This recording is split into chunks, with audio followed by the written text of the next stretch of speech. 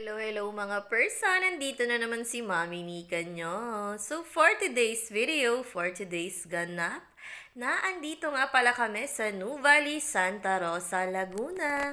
Ang mga kaganapang ito ay bago pa nga mag-undas. Naisipan naming mamili dito ng iba naming pangangailangan dahil hindi masyadong crowded dito.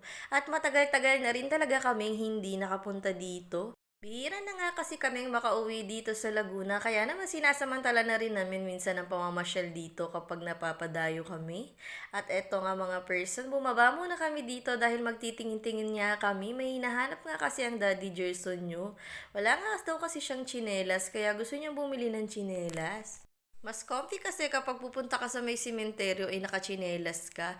Sakto-sakto nga at mag-uundas kaya talaga namang namili na kami ng kailangan niya. Wala nga rin daw siyang susuotin dahil naubos na ang dala niyang damit. Nagbakasyon niya kasi kami dito sa Laguna mula nung Botohan. At eto na nga mga person, nagtingin-tingin muna kami dito at napakarami nga ring sale. Meron ding buy one take one. Aba, damit lang ang usapan dito. Ba't napapatingin ka sa sombrero? Kabibili mo lang ng bagong sombrero. Marami nga rin pagpipilian pero wala daw nagustuhan ng Daddy Gerson nyo kaya naman naghanap-hanap pa kami sa ibang stall. Dito nga ay mukhang mas marami siyang mapagpipilian at eto na nga tingnan nyo naman ang gaganda talaga ng mga sapatos na ito pero mga ginturi ng presyo kaya naman tingin-tingin lang muna tayo mga person. At ayan na nga napakasarap din talaga mag-window shopping ano? Sa dami nga nakikita ng Ate Chelsea niyang rubber shoes ay parang gusto nga daw niyang magpabili. Meron pa naman siyang nagagamit kaya sabi namin ay saka na lang siya magpabili. At mabilis lang naman niya mapagliliitan ito, saka na lamang siya bumili ng mga ganyang kamamahal na sapatos.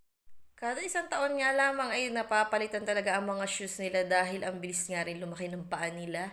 At eto nga, may nakita na naman mga sombrero ang Daddy Gerson nyo. Tingnan nyo naman mga person, ang gaganda talaga ng sapatos dito. Mabuti na lamang ay hindi rin talaga ako masyadong mahilig magsapatos, tsinelas lamang o sandals or stepin ay sapat na sa akin. Sinasamahan lang naman talaga namin ng Ate Chelsea nyo ang Daddy Gerson nyo dahil wala nga daw siyang susuotin para sa undas. Hindi nga siya nakapagdala kasi ng maraming damit. Kaya naman naubusan talaga siya. Kaya naman nag-ikot-ikot pa kami, baka may mapili pa siya at magustuhan at malay naman natin ay may mas makamura pa siya sa mga sale dito. Napakarami nga kasing sale ngayon. Mamaya na nga lang daw siya bibili ng kanyang t-shirt. Babalikan na lang daw namin kaya hinanap na muna namin dito yung stall ng Havaianas. Dito namin nahanap ang mga Havaianas na gusto niya. Kaya naman hindi kami magkandamayo kung alin ba ang pipiliin niya. Medyo natagalan talaga kami dito. Kaya naman habang namimili ang Daddy Gerson nyo ay nagtingin-tingin na nga rin muna ako ng mga tsinelas dito. Wala naman ako nagugustuhan, parang ayoko na rin maghabayanas ngayon.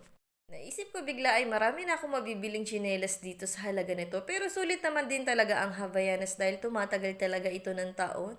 Marami pa naman din akong tsinelas at nagagamit sa pang-alis kaya naman hindi na rin talaga ako nagpabili dito.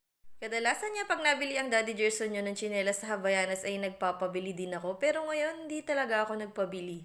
Tsaka iba rin talaga yung budget namin ngayon, saktong-sakto lang, kaya naman inisip ko rin. At tsaka mukha namang marami pa akong mabibili, mas gusto ko talaga yung mas marami akong pagpipili ang suotin. Sa wakas nga at nakapili na ang Daddy Gerson nyo at nakapagbayad na kami at nalaman niya namin na 20% off sale pala. Nakakatuwa naman, naka-discount pa ang Daddy Gerson nyo.